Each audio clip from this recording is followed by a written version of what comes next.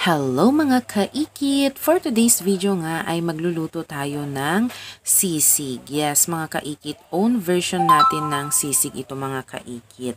Kasi nga 'di ba, iba't ibang version naman yung pagluluto ng sisig. Yes, of course. So itong pork mask at ulo, tama ba mga kaikit, ay matagal na itong naka-freezer. So super tigas niyan mga kaikit. And ang ginawa ko lang dyan ay pinakuluan ko lang siya. Hindi dapat masyadong, anong tawag doon? Yung malambot na nagmamantika na. Pero dapat yung sakto lang siya. Sakto lang? Paano ba yun mga kaikit? Ang hirap naman i-explain. Basta yung madali pa siyang iprito. Basta ganun mga kaikit. And then hihiwain natin siya ng maninipis na ganyan. Para naman madali lang ang pagpiprito natin mamaya. And of course, kailangan nating isa-isahin na iprito hanggang sa mag-brown naman siya at crispy-crispy. Pero okay lang naman yun na hindi masyadong crispy. Depende sa inyong mga kaikit kasi nalanit yun, 'di ba? Anyways, yun lang naman ang ating ganap mga kaikit. Dapat ipiprito natin 'yan. So, hintayin mo lang siyang mag-brown and then babalik ta rin mo. That's it lang naman mga kaikit. And that's it.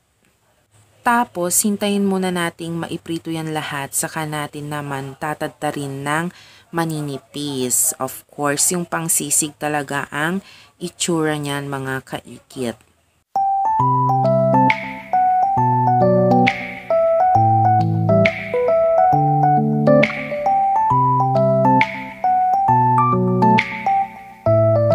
Hindi ko na pinakita dyan kung paano ko tinadtad mga kaikit. Pero alam nyo naman na sigurong magtadtad ng karne. Yes, mga kaikit. Hindi naman masyadong giniling. Pero ganon ang labanan yan mga kaikit. And afterwards, ay igigisa ko lang yan. Naparami yung mantika ko ang lagay dyan mga kaikit. Kaya super duper mo mantika mo oily. So depende kung gaano ang oiliness na gusto ninyo sa sisig ninyo mga kaikit. Okay, so after yan ay isinote ko lang yung bawang and sibuyas. Of course, kailangan nating pag-brownin yung bawang and then palutayin. Hindi ko alam kung anong Tagalog ng palutayin ng sibuyas. And yung parang nagba-brown-brown, caramelize, kung yun ba yung tawag mga kaikit. Saka mo naman ilalagay yung tinadtad mong ulo ng baboy. Yes, mga kaikit. Kailangan mo siyang halu-haluin din para ma-mix-mix. And afterwards, ay lalagyan natin ng paminta. Pampalasa din yan mga kaikit. Of course, asin. And then, nilagyan ko siya ng konting patis. Yes, nagdadagdag siya ng ibang lasa.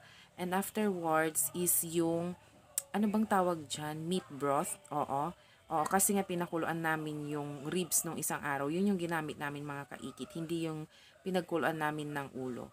So, ayun. And yan, nilagyan namin ng siling labuyo to taste kasi iba yung ganap niya, iba yung lasa niya kapag maanghang din talaga.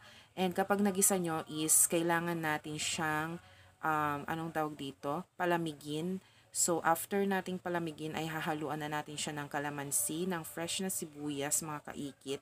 So ayan, and then sili green, fresh din yan mga kaikit. So, hahalu-haluin mo lang yan and afterwards lalagyan ng mayonnaise. So, depende na sa inyo kasi ganyan din lang yung version naman kadalasan, 'di ba? And anyways, ang naiba lang naman is kung paano ko lutuin yon.